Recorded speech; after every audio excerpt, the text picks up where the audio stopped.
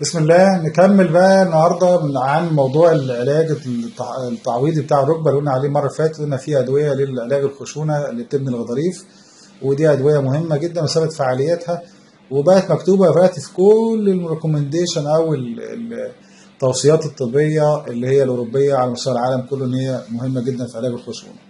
الجزء الثاني الحقن التعويضي بتاع الركب زي ما قلنا عليه. دايما العيان اللي بيوافق 200% بتاع درجه رابعه اللي هو قالوا له تغيير مفصل، هو خايف خلاص قال لك غير مفصل، لا اخد الحقنه بتاعت الركبه.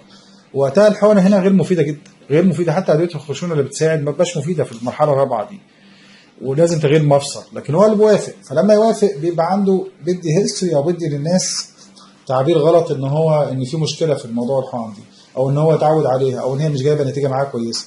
لان المريض ده خطا ان هو اصلا يتعالج بالحقن الا اذا كان عنده مشاكل. اولا هو رافض العمليه تغيير المفصل، او هو عنده مشكله زي لا قدر الله حاجه في الكلى او الكبد ومانع ان هو العمليه، يعني عنده مشكله منع تغيير المفصل، فبنوافق نحله. وده بيدي يعني صوره سيئه للمريض ان الحقن فيه مشكله.